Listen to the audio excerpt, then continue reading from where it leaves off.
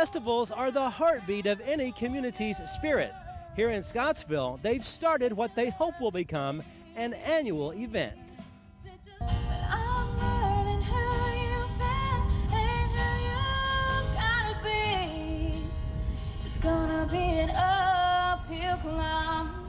Who came up with the idea of the first annual Dumont Hill Festival?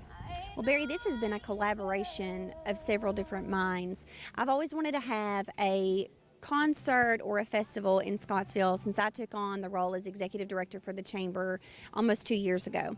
Luckily, one of our festivals and events committee members is also the president of the Friends of Dumont Hill board, and it's been his dream to bring a festival up to Dumont Hill and bring more awareness for this particular city-owned park. And of course we know all the history that ties in with Dumont Hill in relation to the Civil War, as this was an encampment site. And of course, just a little bit of history on that. 1862, General Ebenezer Dumont brought troops from the north. They were Union troops out of Indiana, Illinois, and Ohio. They camped here. A few celebrities were with them. A future president, Benjamin Harrison, as well as Eli Lilly, which later formed the pharmaceutical giant Lilly Pharmaceuticals. So this area was once a lot bigger than this. Right now it's currently occupying 68 acres. And we thought that by bringing the festival up here, this collaboration of minds, that it would bring back the spirit of the Civil War, since we know that music helped to boost the morale of the Civil War troops. And there were more than just bagpipes up here. So we thought, what better way than bluegrass and through the stringed instruments. And talk about how it's going so far. I mean, how much interest have you seen from this community? There has been a lot from our community and a lot from the surrounding areas as well, other counties. Our Tennessee friends have been calling about this, our friends from up in the Louisville area. So the word's really getting around. We've been doing a lot of publicity for this and trying to highly publicize what we've got going on and how special this is to our community. And we want to make this a yearly festival, so we're trying to start it out with a bang. What all can people expect when they come?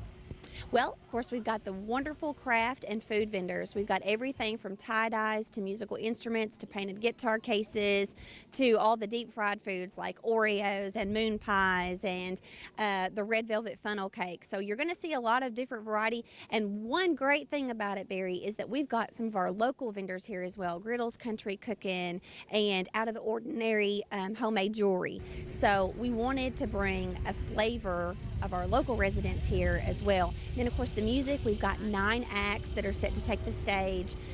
Our first act is, of course, a hometown girl. Her name is Christina Adkins. Whoa, whoa, strung like glue. You and me, baby, we're strung like glue. And she recently recorded an album for country music down in Nashville. And then our evening festivities will be closed out by the Grascals. And we also have the Farewell Drifters, we have Honeysuckle Conspiracy, the Red River Fiddlers, Solid Blue, Kentucky Blue, Leapers Fork Bluegrass Band, and the Banjo Cats. A full slate. A very full slate. Now, obviously a lot of hard work goes into this, but when it's all said and done, how much fun have you all had with this as well? It has been extremely stressful, but the past few days, we've been going up. Our city employees and our city and county planning commissioner, Gary Mathis, and Jamie Bowler, who's our Heart of Scottsville director. I don't really want to do too many names shouted out there because there's been so much help with this. But over the course of the last few days, we've seen more of an eye of what this is going to look like. And so we're all a little bit more relaxed. And now that it's actually here, we're having more fun with it. It's not so tense anymore. It's kind of almost a whole year of planning for this and the big days here. So it kind of snuck up on us a little bit. You're hoping to make it an annual event, but what will it take to be able to accomplish that goal? Funding.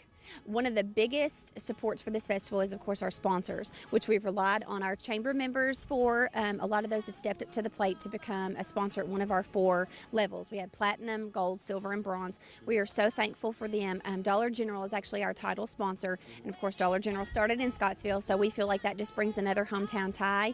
We're giving them lots of exposure down at the stage through stage announcements and signage, and we just cannot do it without the special funding and the participation and And one big thing that I always say is that we cannot have any festival, not just Sounds on Dumont, but the Jacksonian Days Festival with the Bass Tournament, the Grandest Ole Opry, which brings out 1,000 people each night for that show, and our Invasion of the Scarecrows, if we don't have community support. And the Chamber is one of the economic drivers of our community, and we need the support of our local residents in order to make this successful.